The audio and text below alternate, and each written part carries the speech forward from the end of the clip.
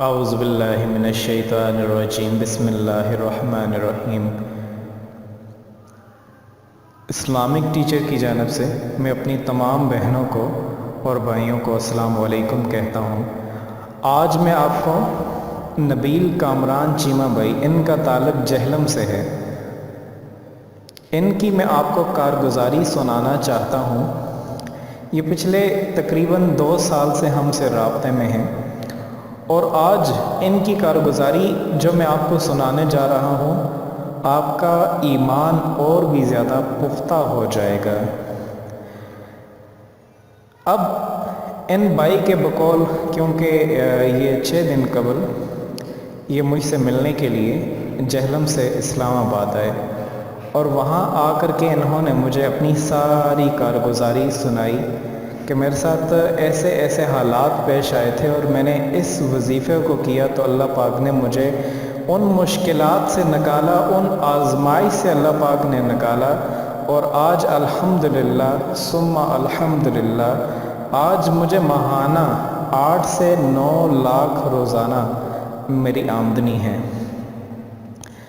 اب جن لوگوں کا اللہ پاک کی ذات پر مکمل یقین ہوتا ہے، اللہ پاک کی ذات پہ مکمل اعتماد ہوتا ہے، تو وہ اللہ پاک کی ذات اور ایمان اس حد تک آپ یقین رکھیں کہ جیسا کہ حضرت سیدنا ابراہیم علیہ السلام کا تھا، جب نمرود نے ساری کی ساری شیطانی قوتوں کو ملا کر کے آگ اکٹھی کی، اور حضرت ابراہیم علیہ السلام کو اسی آگ میں پھینکا جا رہا تھا، اور حضرت ابراہیم علیہ السلام کے پاس امتحان لینے کے لیے اللہ پاک نے فرشتوں کو بھی بھیجا۔ ان فرشتوں نے بھی کہا، اے ابراہیم، تو حکم دے میں تیری مدد کر سکوں اور تجھے اس آگ سے بچا سکوں۔ تو حضرت ابراہیم علیہ السلام کا اللہ پاک پہ وہ ایمان اور وہ یقین تھا، انہوں نے کہا کہ جس کے لیے میں اس آگ میں جا رہا ہوں، میرا وہ رب اس آگ کا بھی پروردگار ہے، وہ مجھے وہاں پر بھی بچا سکتا ہے، مجھے کسی کی کوئی ضرورت نہیں۔ جب انسان اپنے رب کی ذات پر مکمل یقین کر لیتا ہے تو اللہ پاک اسے کبھی بھی مایوس نہیں کرتے۔ تو آج ہم ہر چیز کر لیتے ہیں، لیکن ہمارے ہاں وہ ہمارے دلوں میں وہ یقین نہیں رہا، مجھے افسوس سے کہنا پڑ رہا ہے۔ جب ہمارے ہاں دلوں میں وہ یقین ہوگا، وہ اعتماد ہوگا، تو پھر اللہ پاک کی 100% مدد انسان کے ساتھ ہوتی ہے۔ آج وہی کارگزاری میں آپ کو سنانے جا رہا ہوں۔ اب یہ بھائی تقریباً 7 سال قبل یہ نوکری کی تلاش میں ملیشیا کوالالمپور میں گئے۔ انہوں نے کہا کہ میں راولپنڈی میں صدر کے ایریے میں وہاں سے جاب کا اشتہار دیکھا کہ ملیشیا میں مجھے 40,000 کی نوکری ملے گی، اور میں یہاں ایجنٹ کو پیسے دے کے 2 لاکھ دے کے تو میں ملیشیا چلا گیا۔ اور جب میں وہاں پر گیا تو جو مجھے ایگریمنٹ یہاں پہ بتائے گئے تھے، وہاں پہ بالکل بھی ایسا نہیں تھا۔ وہاں سب جو یہاں پہ مجھے بتایا گیا وہاں پہ ایسا نہیں تھا۔ میرے ساتھ یہاں پر ایک فراڈ ہوا ہے۔ اور جب میں وہاں پر گیا تو مجھے جس کام میں مجھے جنگلات کے کام کا بتایا گیا تھا کہ وہاں پہ لکڑی کاٹنی ہے، تو میں وہاں پر گیا تو وہ کچھ اور کام تھا، اور مجھے جو تنخواہ یہاں پر بتائی گئی تھی وہاں پہ اس کے بالکل برعکس تھی۔ تو میں بہت زیادہ مایوس ہو گیا، بہت پریشان ہو گیا۔ میں نے وہاں سے بڑی مشکل سے، کیونکہ بہت غریب گھرانے سے تعلق رکھتا تھا، بڑی مشکل سے میں نے پیسے اکٹھے کر کے محنت مزدوری کی، اور کسی طریقے سے میں نے وہ کمائی 2 لاکھ میں نے اکٹھے کیے، جو کہ میں یہاں پر ایجنٹ کو دے کے آیا تھا۔ اب جب میرے پاس وہ اکٹھے ہو گئے اور اتنا میرے پاس کرایہ ہو گیا کہ میں پاکستان آسانی سے آ سکتا تھا، تو وہ پیسے میں نے لگا کر کے میں دوبارہ سے پاکستان آ گیا، اور یہاں آ کر کے میں اتنا پریشان ہو گیا کہ اس پریشانی اور مایوسی میں مجھے بہت زیادہ میرا دل گھبراتا تھا۔ تو ایک مرتبہ ایسا ہوا کہ میرے دروازے پہ تبلیغی جماعت کے کچھ ساتھی آئے، انہوں نے مجھ سے کہا کہ آپ سے روزہ لگا لیں۔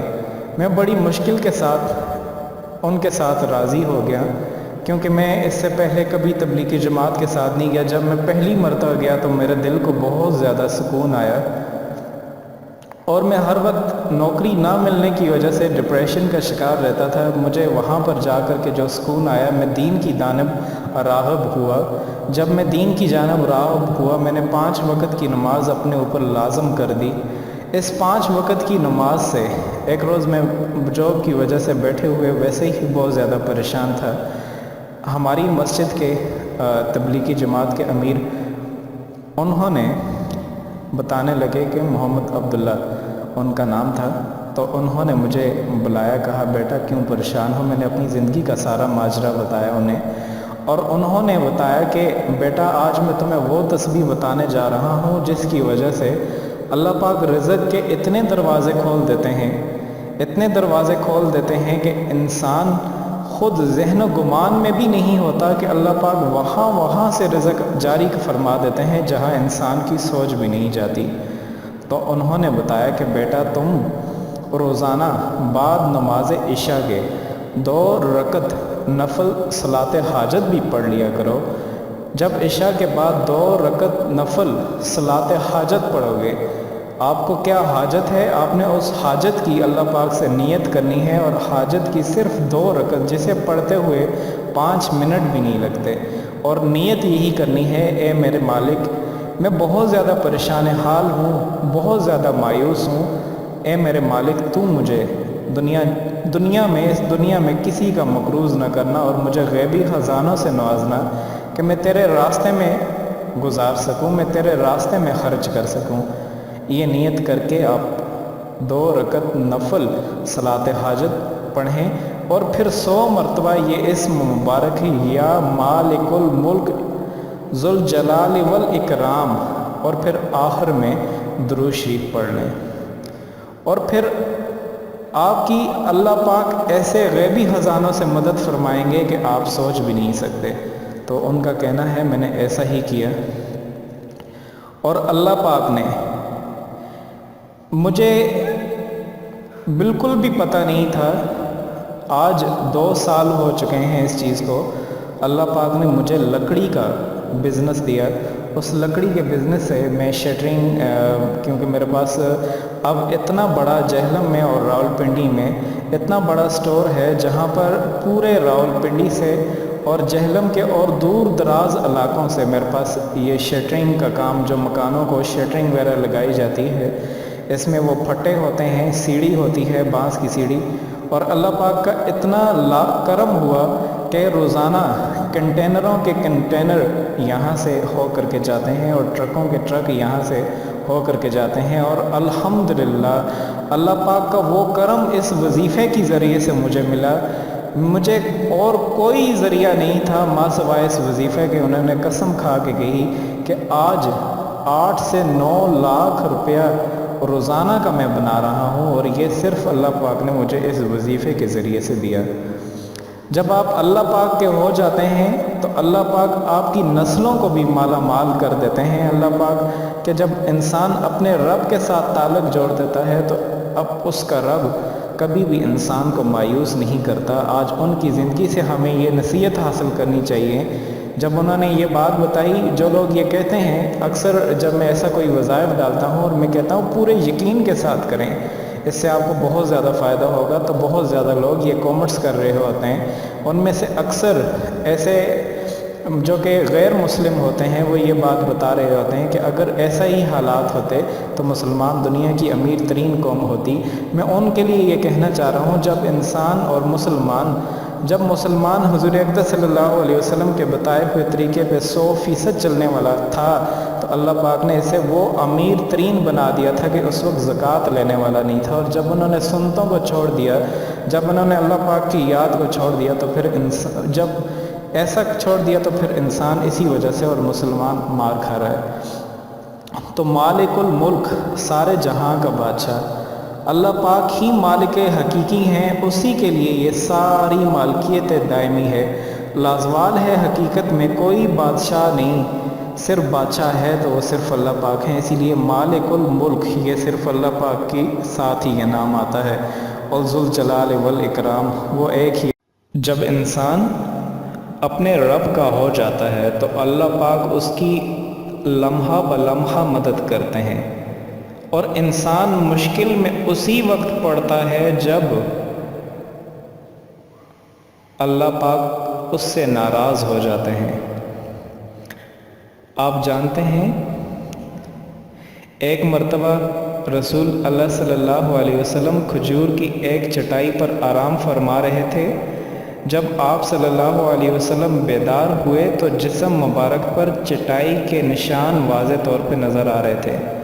تو صحابہ اکرام نے عرض کی، یا رسول اللہ، اگر آپ اجازت دیں تو آپ کے لیے نرم بستر بچھا دیں۔ تو آپ نے فرمایا، مجھے دنیا سے کیا غرض، میں تو دنیا میں اس مسافر کی طرح ہوں جو تپتی دھوپ میں کسی سایہ دار درخت کے نیچے ذرا سا آرام کرنے کے لیے بیٹھ جاتا ہوں، پھر آرام کر کے وہاں سے چلا جاؤں گا۔ اب یہ ترمذی شریف کی حدیث ہے۔ سب سے پہلے میں آپ کو یہ نصیحت کرنا چاہوں گا، اگر آپ پر کبھی مشکل وقت آ رہا ہے تو آپ یہی سمجھ لیں یہ دنیا عارضی دنیا ہے، یہ دنیا عارضی دنیا ہے۔ آپ دنیا کو ضرور مانگیں لیکن اپنے رب سے بھی تعلق کبھی مت توڑیں، آپ اس کو بھی یاد کریں۔ اگر آپ صلی اللہ علیہ وسلم اس پوری دنیا کو سونے کا اور چاندی کا مانگتے تو آپ کے لیے یہ دنیا جنت بنا دی جاتی، لیکن آپ نے بھی دنیا کو ترجیح نہیں دی، آخرت کو ترجیح دی، اور مسلمانوں کے لیے یہ میسج دے دیا کہ آپ بھی آخرت کو ترجیح دیں۔ آپ دنیا اللہ پاک سے مانگیں، اتنی مانگیں، یا اللہ تو مجھے اس دنیا میں تیرے خزانے بہت بڑے ہیں، میرے مالک تو مجھے دنیا میں کسی کا محتاج نہ کرنا، میرے مالک تو مجھے دنیا میں کسی کا محتاج نہ کرنا، محتاجی صرف تیری ہی اچھی ہوتی ہے۔ اتنا آپ اللہ پاک سے مانگیں اور اس عمل کو کرتے رہیں، پھر آپ دیکھیں اللہ پاک آپ کو وہ عطا کر دیتے ہیں کہ آپ سوچ بھی نہیں سکتے۔ لیکن آخر میں آپ کو ایک میسیج ضرور دینا چاہوں گا، آپ اس کو بھی مانگیں لیکن آخرت کو سب سے آگے رکھیں، اپنی نظروں میں آخرت کو سب سے پہلے رکھیں۔